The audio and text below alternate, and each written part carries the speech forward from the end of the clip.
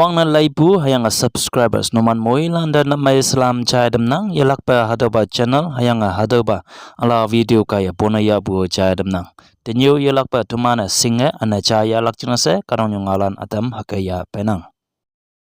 Konyak Baptist Pumenok Pangchim KPPP kaya 43 tapi by election vote counting or result pa bunia 3 December 2023 hat nhiều nhị yalak se ibure state government de Kristalan chine hat nhiều nhị wongpong ne myang bu singlak ne hayanga election commission of India de vote counting a hat nhiều nhị yalak chine yo phai to bu Ngaolan itam yang ki 69 Sebuba KPPP Youth Convention Watching Town में October 26 to 28 mong में ngọ de resolution में लिंग तक बुआ तमान म्यांग बु वांगलम दे तियन बु और येसु बु तुई साउ दे अन्याय ने KPPP भांग में ngọ बु youth la ने against ने म्यांग लक से इयांग resolution atop ने म्यांग बु तंग में इयांग की Kristalan चिंग ने वोंगपोंग नंग म्यांग बु events lan Sundays Christmas Passion Week etc. Hadolan observe ne myang bude government ne yechikama allow organizations lane yetian lak chine hayang hadawni lan yesikama events land pok allow government activities ling lak chine it pu ngoma reschedule ne myang lak chine KPPP kaya ipu moilande charam nang 14 Nagaland Legislative Assembly General Election 2023 में चोन बु transportation ngin sa da ngoya Nagaland government ne yepa bu chine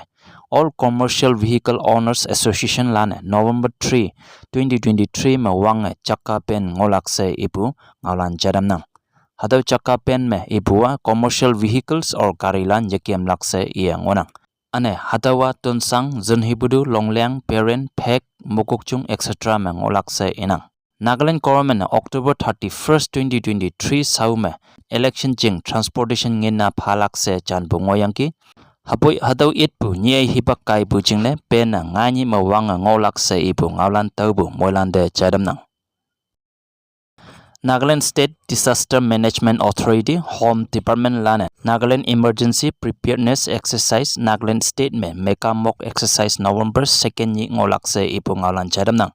Hado Meka Mock Exercise se ikama temana singlak chine lepu jame teman kadok me mok se minwi leibu paikama hangke Disaster Management Authority lane public kadalan yan nadamlak ane o public lane o hangke yoy nying de haki bu juhewan amyang mabu yan na oklak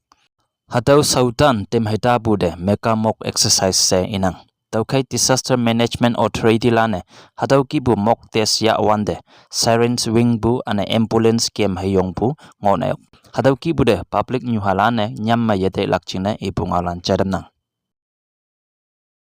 Naga Students Federation NSF lane mani halamni Chief Secretary of Nagaland de nyan pu me Automated Permanent Academic Account Registry APAAR One Nation One Student ID chiang me Nagaland mebu la nyaw nahalan chingne hataw yiling lak chingne nyan pung oyangki NSF hisap me hataw APAAR ling pu la nyaw nahalan rights and privacy chingne yimay pu hayanga laipan me ngopu lai balande anyay hangki ki tampu ne ngolak se iyange NSF kaya ibu Ngaolan chadam nang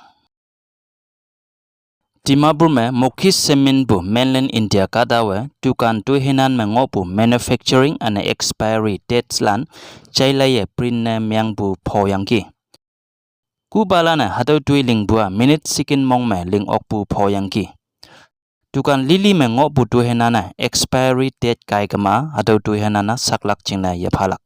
hadaw ki bu de yoyoy kan me concern lan na check ling bu ngonang Hapo expiry and manufacturing dates lan chailay tam kama temanayo yesing oklak changonang ausing bu Dimapur saha me yechibe teman nyoy mo hakibu ngonayok okay teman muila na tukan me bu duhenan sakwande maye layang saklak chingne hadawo pawa charam nang